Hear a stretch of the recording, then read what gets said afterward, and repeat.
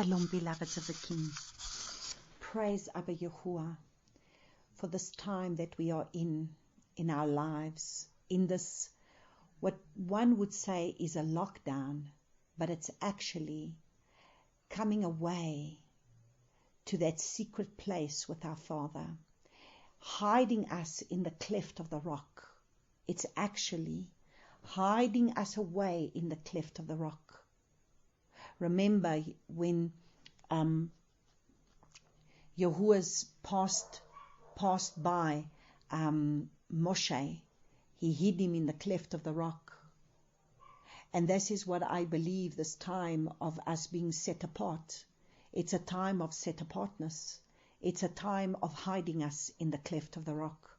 And we will understand how important it is for us to be hidden in the cleft of the rock, as many things are unfolding and many things are being revealed. And as Abba is starting to unfold and reveal, because that has been the prayer, Father, open our eyes that we may see, open our ears that we may be able to hear that which the enemy is doing, that which the enemy is doing, that which is done in darkness will be exposed into the light, that you would start to expose every hidden dark thing of the enemy, that it will be exposed into the light. So yesterday morning, as I was spending quiet time with Abba Father, and as I was just in a time of worship, Abba spoke to me and he said, from this day forth, you are to be able to set yourselves apart for at least 1 hour. You are to be able to, yes, everybody's praying, and I'm sure there's people praying, but in my case, he said to me, you and your family need to set yourselves apart for 1 hour, and you need to be able to pray to me for 1 hour. You need to set yourselves apart. Now, I know that not everybody might be in the same circumstance, because that there's some families that maybe they are not believers, but now is an hour where you can speak to your family members, even if they're not in that place. Everybody's in a place right now where they need hope, where they need encouragement, where they need to be able to understand that only Abba Father is the only creator that is going to be able to protect us of the evil to come. Only He can. And so that is why there's a testing and there's a trial that's coming upon the earth.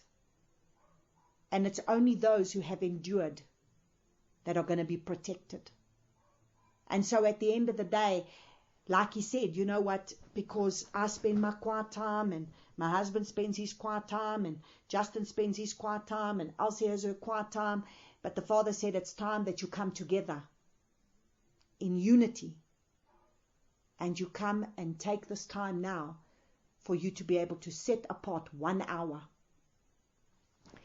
And I reading from the scripture from Matthew chapter 26, from verses 36, of when this is what Yeshua spoke, because he said, could you not watch and pray with me for 1 hour?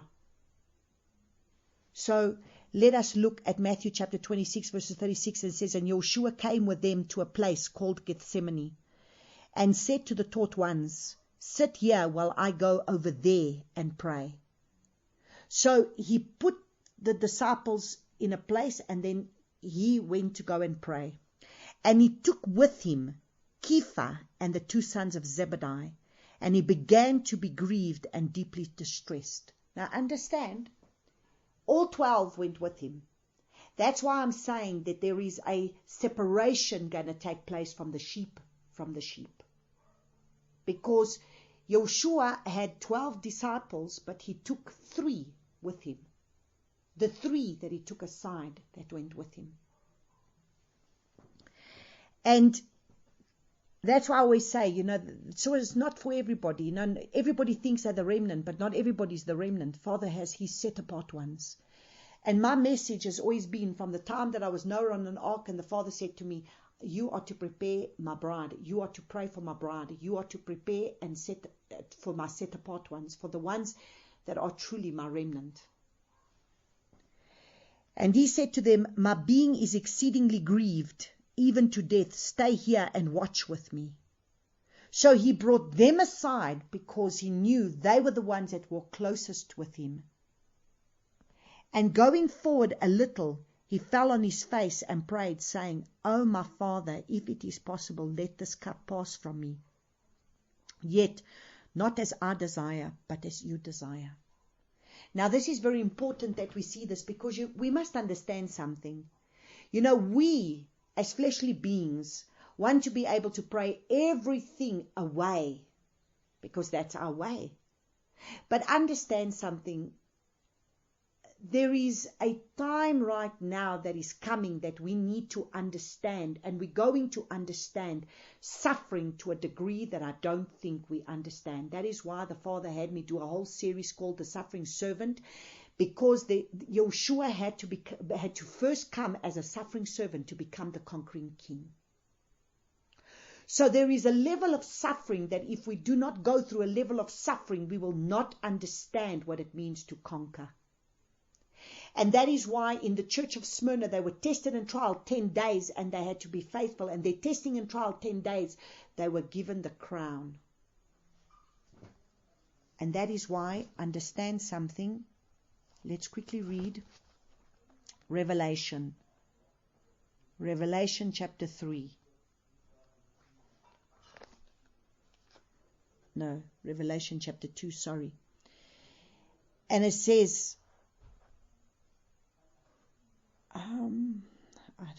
let me just see if I can find it.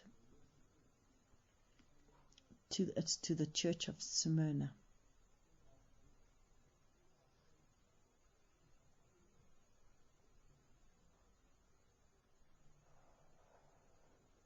Sorry, I didn't. The Father is just speaking through my mouth, and therefore I'm just being reminded of the church of Smyrna.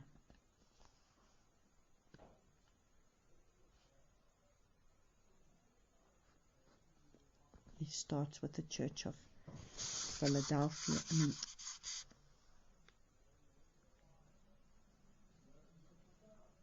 Yeah. And the messenger of the assembly of the church of Smyrna, in Revelation 2 verse 8, and it says, "And to the messenger of the assembly in Smyrna write, This says the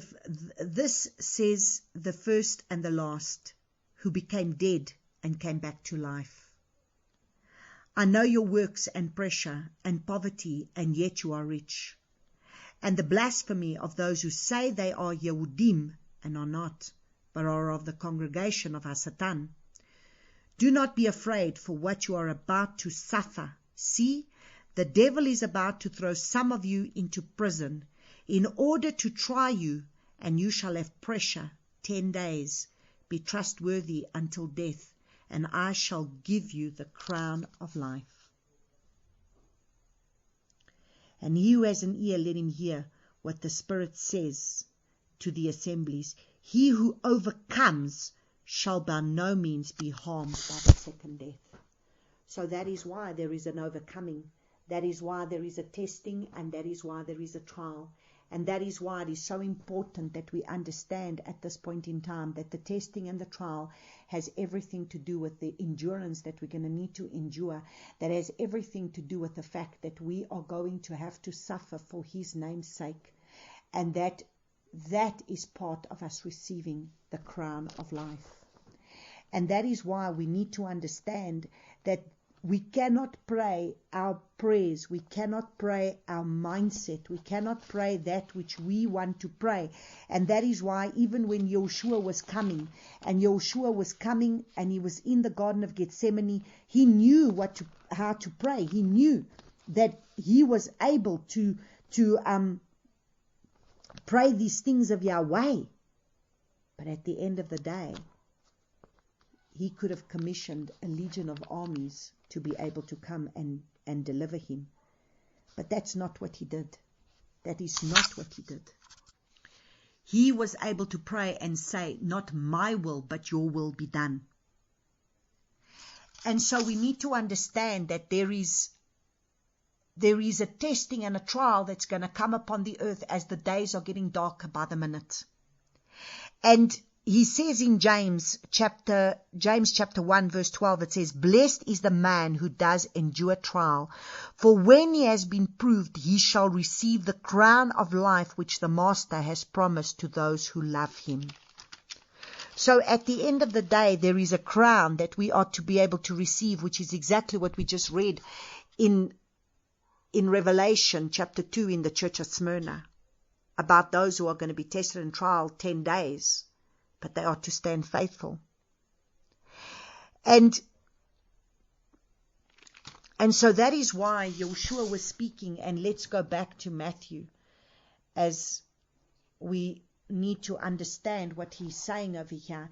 And he came to the taught ones, and then he said to them, "My being is exceedingly grieved." And verse 39, and going forward a little, he fell on his face and prayed, saying, "O my Father, if it is possible, let this cup pass from me, yet not as I desire, but as you desire."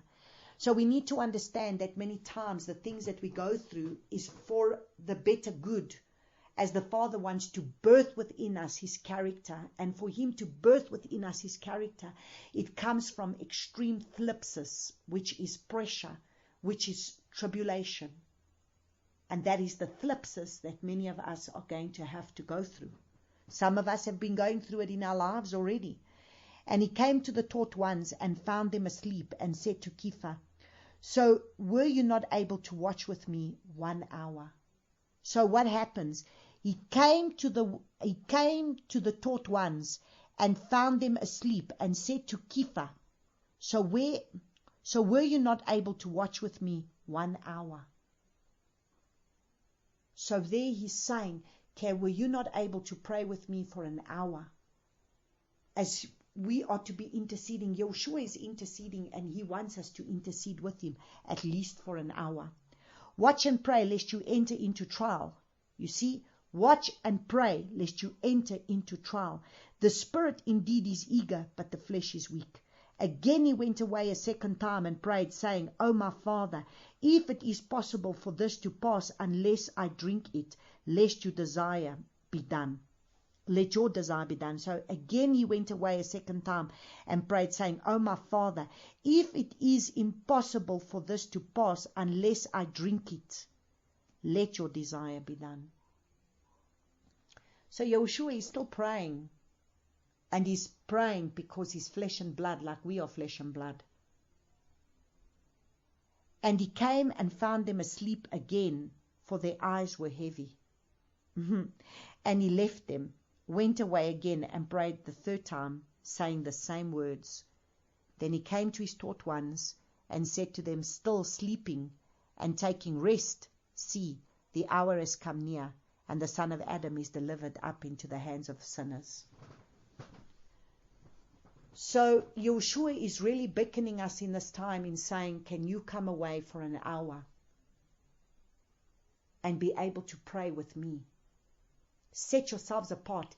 But then in that hour, make sure that we understand his prayer, his will be done. So yesterday he gave us the commission. So last night we thought we would pray after we heard the president speaking, because Justin, even though we are in lockdown, he's still working, so he's got work to do. And so we thought we would then, after the president's speech, we would then enter into prayer for an hour. Straight away, as I heard what the president was saying, I don't know if any of you picked it up, but we have now entered into a new phase, and the phase is becoming more earnest, and the phase is becoming more dangerous. And this is the thing that we need to understand, because the very things that I had spoken, the very things that that the Father was already revealing in my spirit, and then that man sent out the message, and this was the first person that I heard confirming the very things that the Father had spoken to me. Because what happened was, last week when I was on the phone with my cousin in Portugal, they've been in lockdown now for longer than what we have, for already about 2 weeks before we started our lockdown. And they had put out stations testing the people for this coronavirus. And they had testing stations all over the country where people were going and being tested for this coronavirus. And all of a sudden, their numbers just started escalating from where they didn't have many cases to all of a sudden having many cases. And it just, as my cousin said, she felt that she wanted to be tested and went to the testing station. And then they sent her away because they said to her, no, only those that are feeling sick, they're the ones that need to be tested. And I said to my cousin, you are not to be tested. Do you understand? Stay away from that testing station. You have to have nothing to do with that. And there was such an urgency in my spirit telling her that she's to stay away from this. And I didn't understand the urgency in my spirit. And then I said to Elsie, what is it that they're doing? How are they testing these people? There's something within me that doesn't like this. It's as if when they're going to be tested, this is what's going to put the coronavirus on them. And there was this urgency in my spirit. And then when this man, this 38-minute message that was sent out, and this man was speaking, and he was talking about the 5G, and he's talking about the frequencies, and then he turns around and talks about the vaccine and the vaccine that's going to come. This is all part of a distraction for the real thing that they're doing, and it's going to be really understanding that even as the people are being tested, they are having this coronavirus being put on them. And then when I heard Kenneth Meshu, and this is a man that is a pastor, and he runs the ACDP, and he'd been tested, and he was tested positive with the coronavirus, I thought, sure, he's a serious man of faith. And there's Angus Buckham now. He's been tested as well, him and his wife, and both of them having the coronavirus. And he's another man of faith. And I'm thinking, now, why were they tested? For what reason? Who told them to be tested?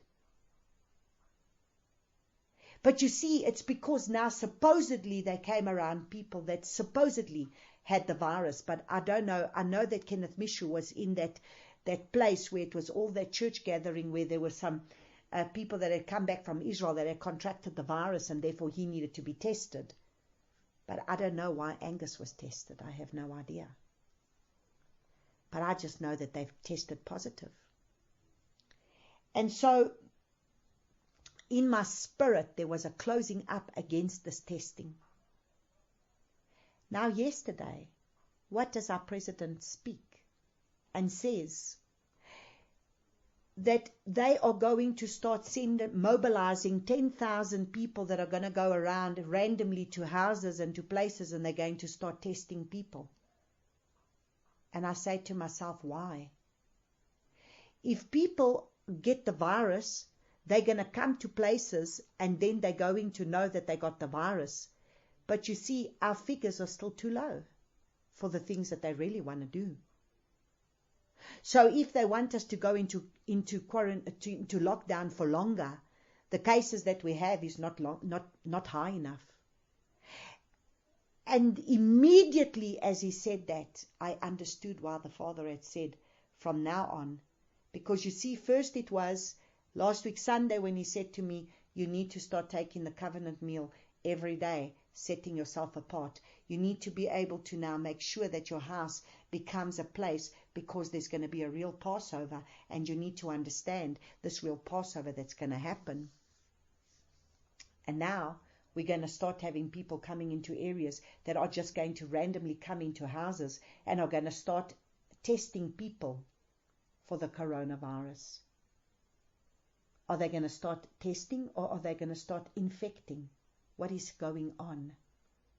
What is going on is what one needs to ask. Because my prayer yesterday to the Father was, Abba, expose everything that's been done in darkness, expose it into the light. Now understand, already we have this one world order is already raising up. Why? Because at the end of the day, there is a WHO, a WHO, the World Health Organization. They are the people who is giving the instruction to every single country is getting the same instruction. So there's already one organization giving the instruction to every single country. Every single country is being put with the same instructions. Now, don't you think if this thing was really bad, they would be sending people home and saying, right, you're not allowed to have so many queues of so many people trying to get food, and we're going to have to only open the shops up at certain hours and say some people come at this time and this time, so that you don't have all these infiltrations of so many people that are all going to be going to buy food from shops, all piling up the way it is in our country right now.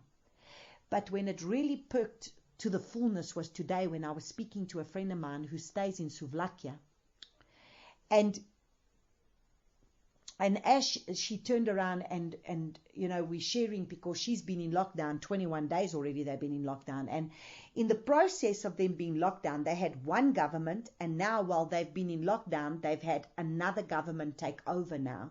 So there's been a transitioning of governments that's taken place. Now with the first government, they went straight into lockdown when they first had very few cases, straight into lockdown, and they are a country that only has 300 cases. And they were able to control it, and they're not allowed to go into the streets. They're not allowed to go in to any shops, anything.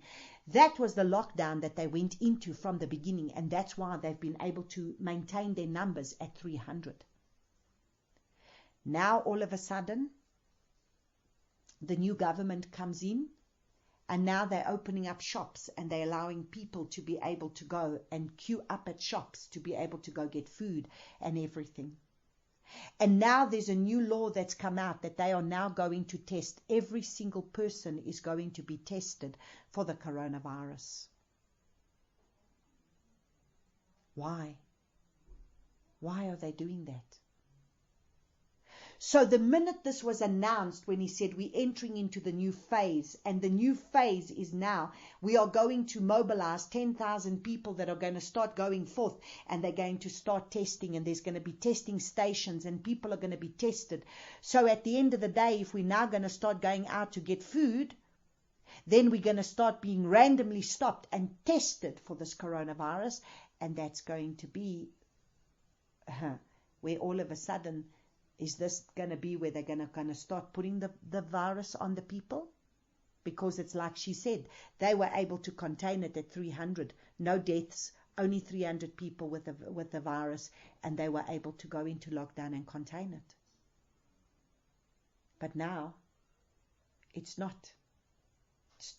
Like she says, when she was praying, she felt in her spirit that it's exactly what I felt. The numbers are too low. We need the numbers to increase. Because there has to be a reason why you got people in lockdown. And must be the reason why there has to be able to be the powers that be, those who are controlling, are wanting to be able to bring about their order. Because this is what this is all about. So now, as we were sitting looking at this, and I knew now we've gone into, the gears have shifted, and now we've been given new orders, and the new orders is going to be exactly why we're really going to need the blood on the lintels of our doors, and the blood on the lintels of our hearts, and the blood on the lintels of our forehead, because this is exactly what they're going to do. And so we are coming into critical hour, people. We really, really are. And we need to understand that the days ahead of us are only going to get darker, and understand the world the way you know it is never, ever going to be the same again. And as a matter of fact, Father has given me confirmation of that. So it's not just the fact that this is going to be what man is doing right now, but it's even the Father is going to do it. And so in our time, straight as we finished the national message that went forth, we went into prayer. And so I really started praying and saying, Father, please will you speak to us so that we may know what it is that you are saying in this hour, because we need to pray according to your will. according to what you're saying. And this is the word that he has given me that I am to share with all of you. And the word is coming from Isaiah 43. And it says, "But now, thus says Yahuwah, your creator, O Yaakov, and he who formed you, O Israel, do not fear. For I have redeemed you. I have called you by name. You are mine." So we must understand, for those that are going to be protected in an ark, we need to understand that the Father has redeemed us, that the Father has called us by name. And that though the things are going to be able to go around us and what we're going to see going on, we are not to enter into fear no matter what is happening around us. "When you pass through the waters, I am with you, and through rivers, they do not overflow you. When you walk through the fire, you are not scorched, and a flame does not burn you. For I am Yahuwah, your Eloah, the set-apart one of Israel, your Savior. I gave Mitzrayim for your ransom, Cush and Sheba in your place. Since you are precious in my eyes." So, let's just backtrack. So he says, "Though you pass through the waters, I am with you. Through rivers, they will not overflow you. When you walk through the fire, you are not scorched, and the flame does not burn you," because there is a fire coming. That's the fire that we have seen, that there's a fire that's going to have to come to purge. So there is a fire that's going to have to come to purge the hearts of the people, because just this morning I received a message from a friend of mine. As she was praying, she saw this beautiful white dove from the back. She saw this beautiful white dove, and the Father was showing her this beautiful white dove, and she said, "Oh wow, Abba, what does this dove represent? It's so beautiful. It looks like the dove of your Ruach." And all of a sudden the dove turned, and as the dove turned, the back of the dove was all white, but the front of the dove was black. And the Father said, we need to rent our hearts, because our hearts are still wicked, because we might look like we are pure and holy, but our hearts are still harboring evil intents of the wickedness of our flesh, and we still desire the things of our flesh. And that is why the Father is going to have to deal with all these things that have to do with the evil intents of our flesh. And that is why, even though the flame is going to come, it's not going to burn you. And so we continue, for he says, "For I am Yahuwah your Eloah, the set-apart one of Israel, your Savior. I gave you Mitzrayim for your ransom, Cush and Sheba in your place." So he's ransomed us out of Mitzrayim and the gods of Mitzrayim, and that's what he's busy doing right now. "Since you are precious in my eyes, you have been esteemed, and I have loved you, and I give men in your place and people for your life." So those who are truly precious in Abba Father, he's going to remember. When the angel of death came by, all those that did not have the blood on the lintels of their doors, they were being killed. The firstborn of that household was being killed. But he's going to give us. There are others that are going to be able to be destroyed, as opposed to you, if you are one who is set apart and holy before him. "Do not fear, for I am with you. I shall bring your seed from the east and gather you from the west. I shall say to the north, give them up, and to the south, do not keep them back. Bring my sons from afar and my daughters from the ends of the earth." And it's amazing, because right now, Father's having me speak to people in so many different nations right now that is his remnant, that he's speaking to them, each one in their place, and he's ransoming them. Doesn't matter where they are. They're in different nations of the world, but he has keeping them in this hour, and he's talking to them in this hour. And they are now in this time of being able to set themselves apart for him. "All those who are called by my name, whom I have created, formed, even made for my esteem." So listen carefully. All those who are called by my name. So he's gathering those around the nations that are called by his name. those whom he has created, formed, and made for his esteem. Those who he has set apart, who are going to come through this fire, but when they come out of this fire, they are going to be those that he's going to use for those that are going to reflect his glory upon the earth, because these are the people that he has formed for himself, those who are truly going to reflect his glory. He shall bring out a blind people who have eyes, and deaf ones who have ears. So he shall bring out a blind people who have eyes, and deaf ones who have ears, and all the nations shall be assembled, and the people be gathered. Who among them declares this, and show us forth events? Let them give their witnesses to be declared right, or let them hear and say, it is truth. So the Father is truly going to be able to bring his truth in this hour. And here's the key. You see, out of this fire, out of this river, out of all of this that is going to come forth, look what he's saying. You are my witnesses, declares Yahuwah. So you see, how do you have a testimony lest you go through a test? You have to have a testimony of the test that you've been through. You are my witnesses, declares Yahuwah, and my servant whom I have chosen, so that you know and believe me and understand that I am he. Before me there was no El formed, nor after me there is none. So he's looking for witnesses that are going to be able to come and declare the might and glory of his hand, of his power, and of that which he's going to do. So this is not an hour to be looking at what the world is doing in terms of this coronavirus.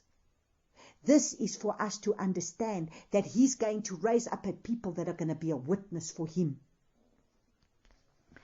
I am Yahuwah, and besides me there is no Savior. He's the only Savior. Every knee will bow and every tongue is going to confess his name. I have declared and saved and made known, and there is none, and there was no foreign mighty one among you, and you are my witnesses, declares Yahuwah, that I am El. So you see, he's going to be able to strip us from every foreign mighty thing that we have had in our lives, that we've put our trust and faith in. If you've put your trust and faith in your money, it's going to be stripped from you. Whatever it is that we've put our trust and our faith in is going to be stripped from us one way or the other. Every single mighty one is going to be, I have declared and saved and made known, and there was no foreign mighty one among you. Nothing that we've put our faith and our trust in is going to stand in what is coming now, because the economy of the world is crashing, and everything that we've put our trust and faith in is going to be removed. People are being stripped from their cigarettes, they're being stripped from their alcohol, they're being stripped from everything is being stripped. Everything that we've put our trust and our faith in. Our idols that we've looked up to, everything that we've looked up to is going to be removed, because he's going to shake the nations of the earth. He is shaking. Everything in our lives is going to be shaken until he's the only mighty one that is going to stand.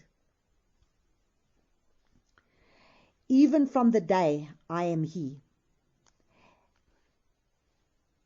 Even from the, I have declared, and you are my witnesses, declares Yahuwah, that I am El.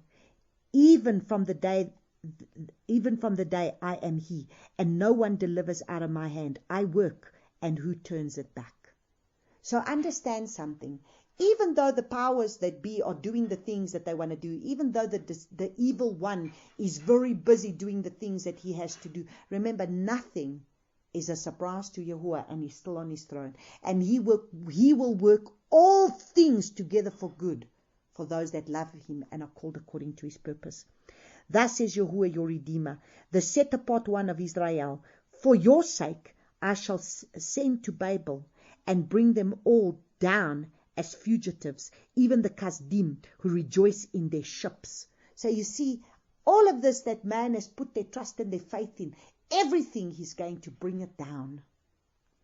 I am Yahuwah, your set apart one, creator of Israel, your sovereign, Thus says Yahuwah, who makes a way in the sea and a path through the mighty waters. So, what is a ship on the sea? Man creates a ship. But when he brings a storm, what is that ship on the sea? This mighty big thing that even the people, that when they built the Titanic, they said nothing is going to bring this down. And there was the Titanic sinking. Because I think they said something, I don't know if they actually said that not even God can bring this down. Something like that. So everything that man has put their trust and faith in is going to be destroyed. Thus says Yahuwah, who makes a way in the sea and a path through the mighty waters. So only he's going to make a way. Who brings forth the chariot and the horse and the army and the power. They lie down together. They do not rise. They have been extinguished. They have been quenched like a wick. Let's not forget who's on his throne. Let's not forget who's in control of all things. That the enemy can plan all the things that he's got planned. But you know why I get excited? Because the Father is going to bring up a remnant from all of this. And we will see the greatest harvest coming in. Because when I saw today, there was I'll put the video, I'll send out the video, there was a doctor, the doctors in Brazil, in a hospital in Brazil, taking out their guitar and worshipping the Creator, while there are people in the hospital bed. But they will raise up now and they will take their stand. And every person that's now an hour to raise up and take their stand before the Creator of the universe. Now, this is when we need to understand. The enemy is about to bring about the one world order, the one world religion. I don't know if any of you know, but yesterday there was a whole lot of religions, that there was a plea to all the religions of the world. And I know that even in Spain, people started coming and all religions praying together. But I do know that in September, there is a one world religion, that there's a meeting that's taking place at a peace center in Holland, and they have sent out the invitations to all the faith leaders around the world for them to come and sign their peace accordance, and that's going to take place in September, where they're all going to come into one faith. And that's happening in September, where the Pope has already sent out the invitations to all the faith leaders around the world. But this is what the Father says. While the enemy is bringing about one world order, one world religion, the Father is bringing a new order. And the Father is going to bring about his order, and he's going to bring about his chosen ones that are now going to have to raise up. And now listen carefully. This is the word of Yahuwah, and this is what he's saying. Do not remember the former events, nor consider the events of old. See, I am doing what is new. Let it now spring forth. Do you not know it? I am making a way in the wilderness and rivers in the desert. So, already at the conference, Father showed us that river, that was a new river that was flowing in Israel. A brand new river that they discovered. So, which means now is the actual time.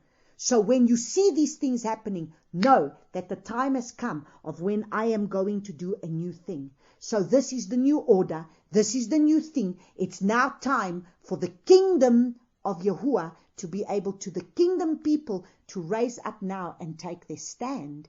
Because now is the time of the birthing of the sons and the daughters of Yahuwah that now need to raise up. Do not remember the former events, nor consider the events of old. See, I'm doing what is new.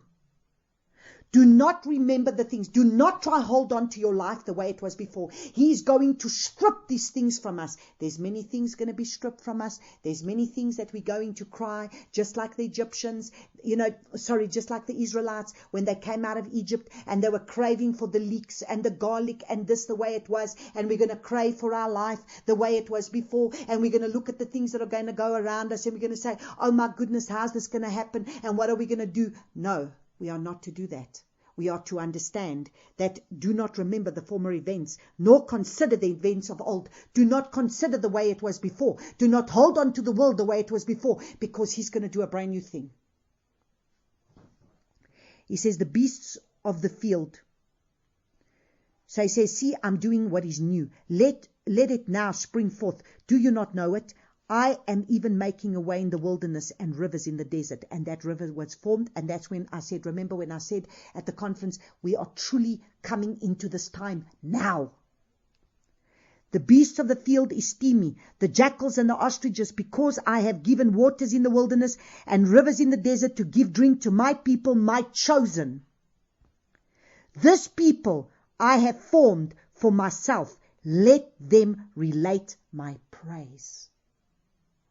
Let them relate my praise. So, what is he doing? He's forming a Mishkan. He's forming a people, a holy set apart people, who are going to be able to praise him and worship him in obedience. And from their obedience is going to birth this worship in spirit and in truth. And we are going to worship him with hearts that are surrendered and submitted to him. No matter what is going to come our way, we are going to be those that are going to be submitted and surrendered to him no matter what. But you have... Now listen. Now this is the warning, because there is the prayer and then there is the warning. But you have not called on me, O Yaakov, for you have been weary of me, O Israel. Let this not be said of us. So this is a warning for those that are not truly seeking his face, for those that are not truly wanting to be able to set themselves apart for him, for those that are still wanting to be in their flesh and their flesh ways, for those that are not renting their hearts.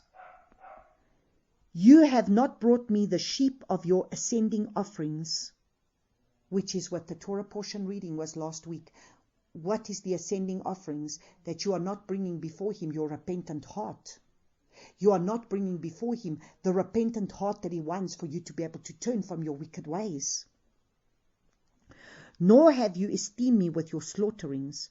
I have not caused you to serve with grain offerings, nor wearied you with incense. So that is why he wants a broken and contrite heart, one who's going to humble themselves before him, one who's truly going to be able to seek his face. You have not brought me sweet cane with silver, nor have you satisfied me with the fat of your slaughterings.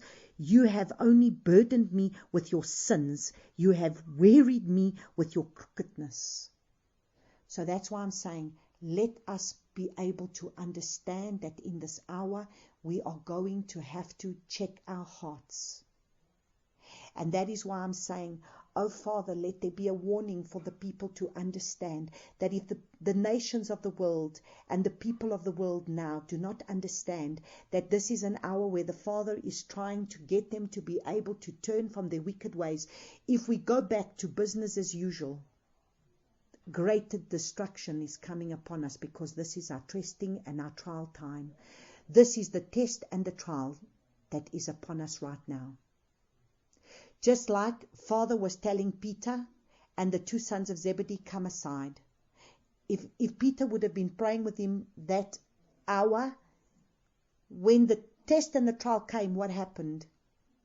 When they came and they said, were you not with this man? Peter denied him 3 times. But yet, we will think we are so strong. And yet, we will stand and think that right now we stand so strong. Because of where we are, because we have not truly been tested. But people, I need you to understand the test is still coming. Because the only time that you know that you are truly where you need to be, just like the church in China, it was only when the tests really came their way that you would really know the test that you will be in. That's why it says you will have to be a witness. Why will you be a witness? Because you're going to have to overcome and you have to endure.